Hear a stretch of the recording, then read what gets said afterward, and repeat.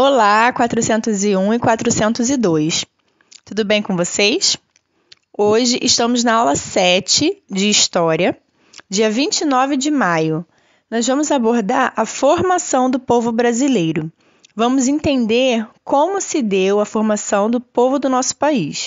Antes de iniciarmos a nossa aula, é importante lembrar que vocês precisam organizar o melhor horário dentro da rotina de vocês para realizar a atividade online e a atividade do livro antes do nosso encontro. Isso vai fazer com que o nosso encontro seja mais proveitoso, para a gente tirar todas as dúvidas, realizar a correção. Às vezes, durante a correção, aparecem as dúvidas de vocês. Se vocês erram alguma atividade porque não entenderam, é a hora que a tia vai explicar como era para ter feito a atividade. Então, isso faz com que o nosso encontro seja mais proveitoso. Então, tentem se organizar, claro, respeitando todas as adversidades, para assistirem o nosso vídeo e realizar as atividades antes. E aí a gente vai ter um tempo melhor. Então, vamos à nossa aula de hoje. Vamos observar quais são os grupos étnicos que formam o nosso povo, a nossa nação.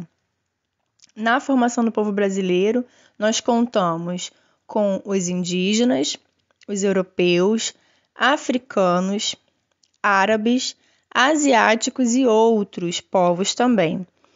Um erro gravíssimo é abordar a formação do nosso país usando esses termos africanos e indígenas de uma forma generalizada.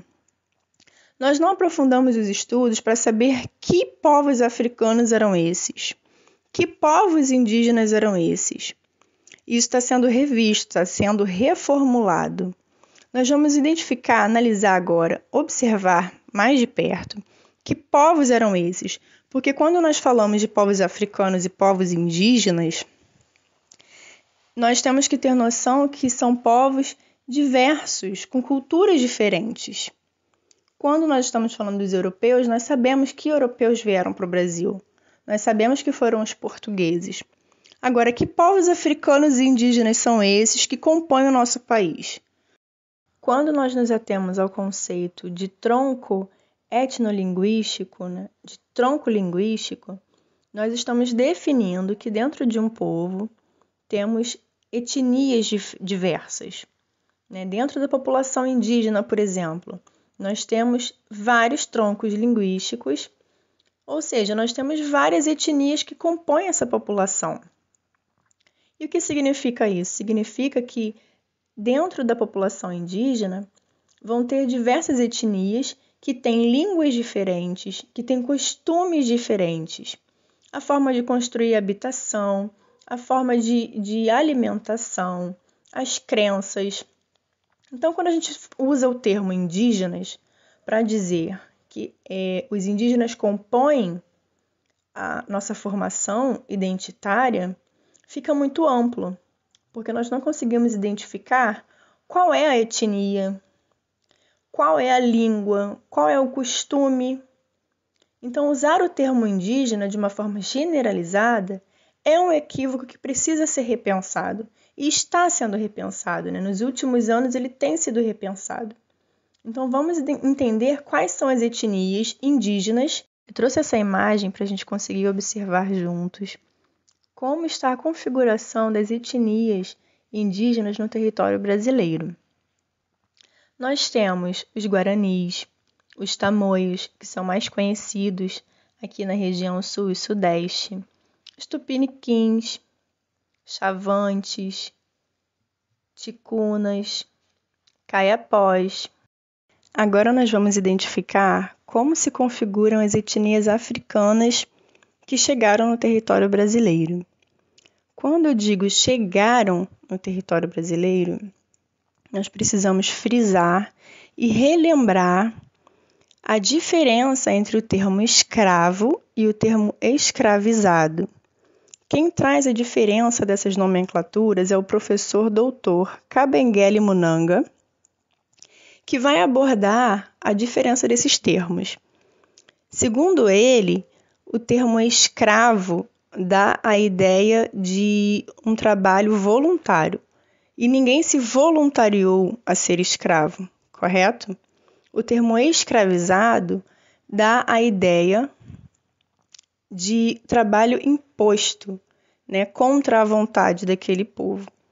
Então, os africanos foram grupos humanos que sofreram uma migração involuntária.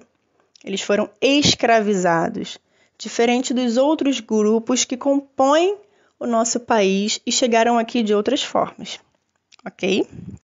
De uma forma geral, nós temos dois grandes grupos africanos que compõem a formação do território brasileiro. Primeiro, nós temos os bantus, que vieram de regiões conhecidas como Angola, República do Congo, República Democrática do Congo, Moçambique e, numa escala menor, a Tanzânia. Foi a primeira leva, né, de escravizados que chegou nesse território. Os primeiros africanos escravizados a chegar no território brasileiro foram os bantus. Eles vieram para o Rio de Janeiro, Minas Gerais.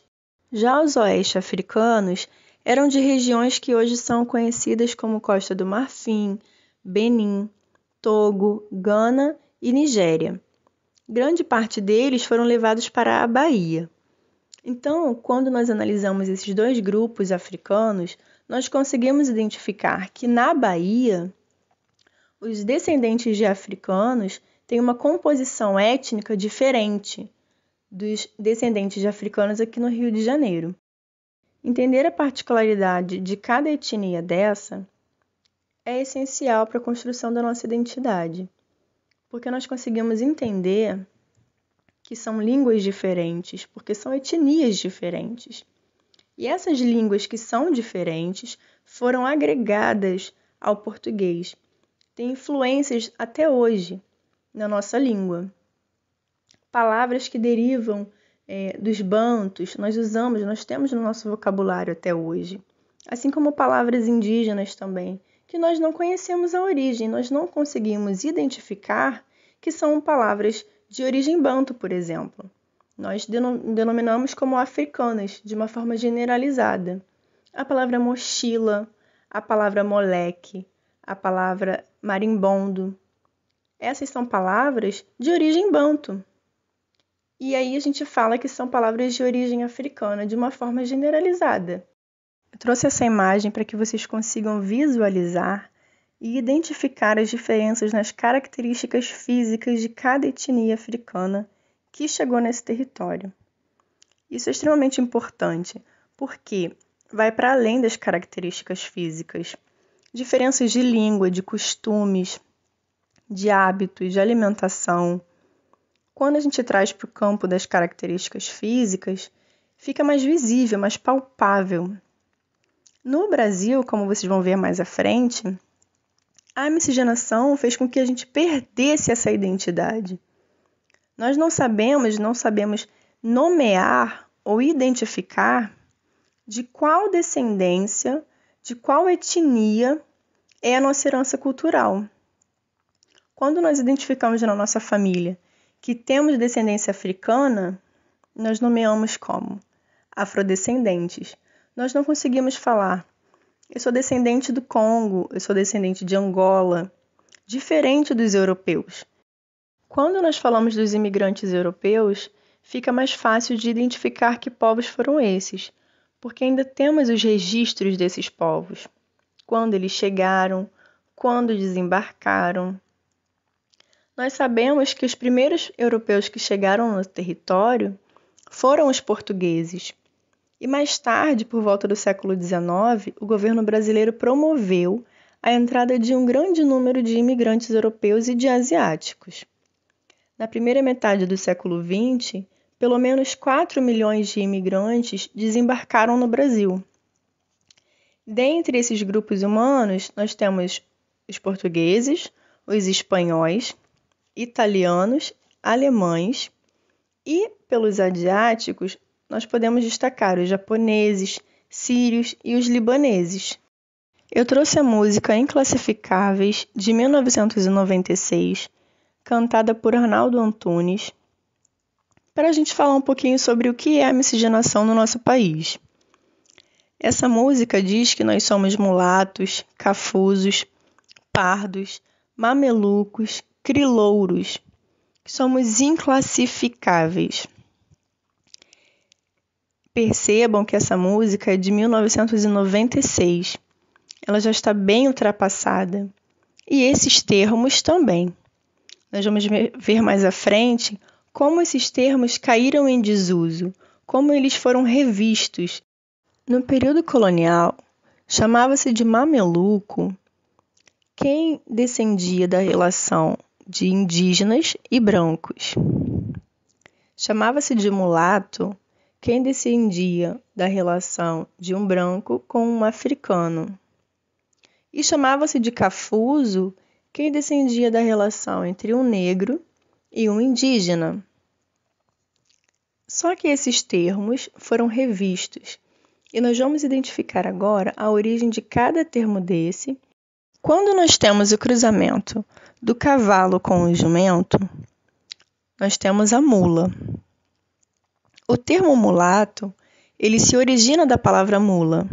Mulato vem de mula.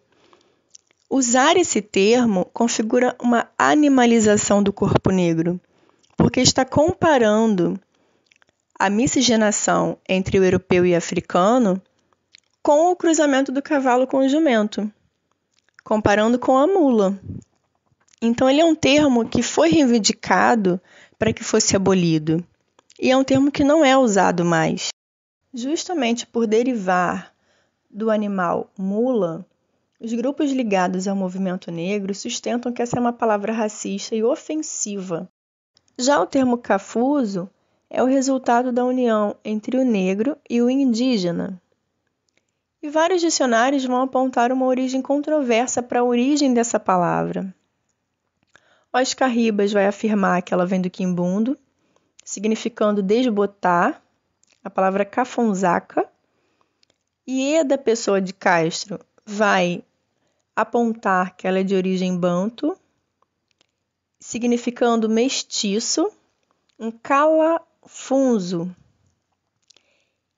Mas parece que é um nome que foi criado pelos negros, diferentemente dos outros que foram criados pelos portugueses. Sendo que todas essas nomenclaturas, elas são pejorativas. Por isso, nem o IBGE usa mais esses nomes. O termo mameluco é o mestiço, fruto da relação entre o branco e o indígena.